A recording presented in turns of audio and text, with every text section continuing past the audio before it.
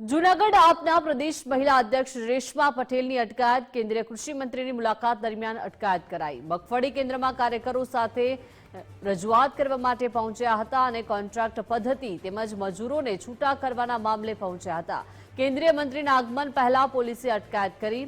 અમે આ મુદ્દે કલેક્ટરને આવેદન આપીશું તેવી વાત રેશમા પટેલે કરી।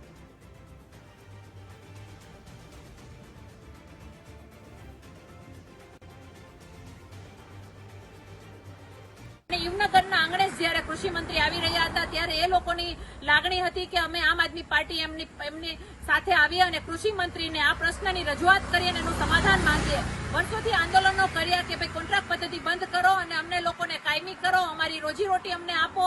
અને યુવનગરની વાત કરું તો અહીંયા આંગણે જ જ્યારે આવા કેન્દ્રો ચાલતા હોય તો યુવનગરમાંથી રોજમદાર મજદૂરોને નિયમ પ્રમાણે વધારે ટકાવારીમાં લેવાના હોય છે, કામ આપવાનું હોય છે। એના બદલે આ લોકો એવી ગુંડાગર્દી કરે છે કે એ લોકોને કામ નથી આપતા અને જે એની સામે બોલે છે એને તો એ લોકો સાવ કામ નથી આપતા। તો આ બધા પ્રશ્નોને લઈને અમે જ્યારે રજૂઆત કરવા કૃષિ મંત્રીને આવ્યા તો દર વખતની જેમ ભાજપ જ્યારે ડરે છે ત્યારે પોલીસને વચ્ચે લઈ લે છે। તો પોલીસે અમારા સૌની અટકાયત કરી, મારી સાથે જે બહેનો છે બહેનોની અટકાયત કરી, અમારા દરેક હોદ્દેદારોની અટકાયત કરી, મારી સાથે જીવણભાઈ અને ભાવેશભાઈ છે આ સહિતના હોદ્દેદારોની અટકાયત કરી। અમારી માંગણી આજ પણ એ જ રહેશે અને અમે આગામી દિવસોમાં કલેક્ટરને પણ આ વિશે આવેદનપત્ર આપવા જશું। ભલે તમે કૃષિ મંત્રી પાસે અમારો અવાજ દબાવી દીધો, પરંતુ અમે કલેક્ટર થ્રુ સરકાર સુધી આ મુદ્દો ચોક્કસ પહોંચાડીશું।